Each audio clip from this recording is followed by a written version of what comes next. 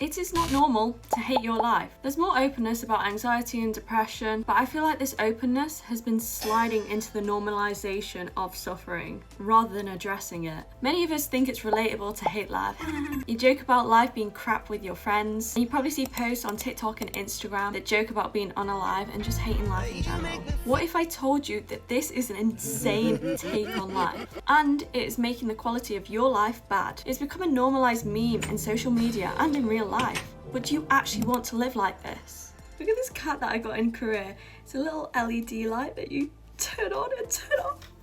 Oh, that was worth going halfway across the world to get.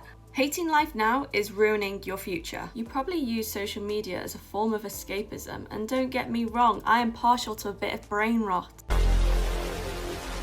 But there's brain rot, and then there's actually rot in your brain. Consuming too much content that jokes about hating married life, hating your boyfriend, hating your job, hating everything about your life just isn't normal. It's ruining your ability to enjoy life. When this kind of talk becomes the norm, it reinforces hopelessness rather than challenging it. And it's true that you become what you consume. And you'll start to believe, if you don't already, that hating life is just how it is. And if you don't like what you have in your life right now, you will never get more. That is the number one rule of manifestation, is that you have to learn how to be happy in the now. Even though I enjoy my phone time, I am very disciplined in how I use social media. I make it work for me. And if I see a post that I don't like, I'm going to scroll past it or block someone. I don't care. This is my life, my phone. I am deciding what I'm consuming. And this is because your algorithm reflects your life. You create the algorithm that's showing up on your feed. You literally feed it through your viewing habits. So I want you to be very aware of what you're consuming, because it is holding a mirror up to your inner thoughts.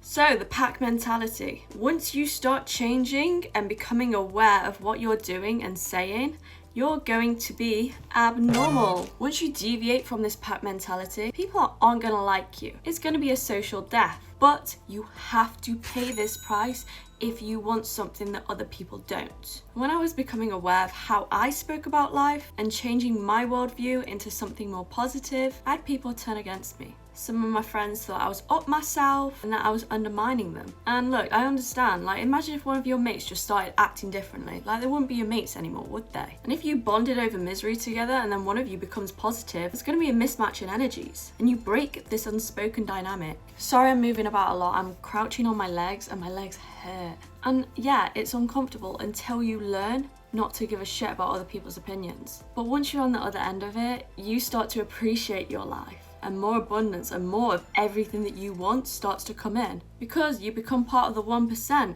who actually enjoys life and makes it work for them.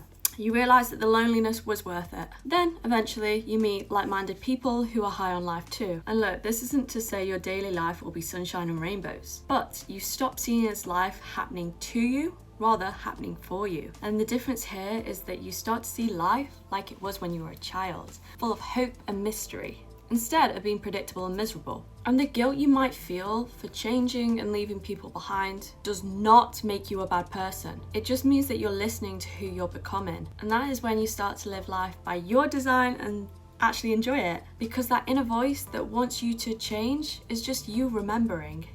So how do you enjoy life? In order to enjoy your life, you only have to do one thing, and that is stop putting expectations on people, events, and your current circumstances. You have to let go of all of your beliefs. And this is especially important in relationships and dating. You have to view upcoming events with a sense of neutrality, rather than that they're going to be good or bad. And you have to ignore your present circumstances if it's something that you don't want to see in your life. I know that sounds crazy, but I'll do a video on it. Encapsulating all of this is that you can only enjoy life right now. You can never enjoy the future or the past because it doesn't exist. You're just reflecting on them or looking forward to them in the present right now. And a little bonus chapter. Be careful with your language. There are many subtleties that you need to watch out for. Common examples are when one of your colleagues says, "Oh, enjoy your day off." Bitch, this isn't my day off, this is my life. I don't live to work. It's these subtleties in our language and the people that we interact with that we need to be mindful of and not play into. Because when you feed into this, life becomes an endless struggle. Because whilst these passing comments might seem like nothing, they're being registered by the subconscious mind. And look, I'll make a video on how to not be afraid of your subconscious mind and make it work for you. And if you're someone jumping on the trend of hating life, you don't want a life like that. Your limited time on this earth will soon pass by. Make it work for you and make it happy.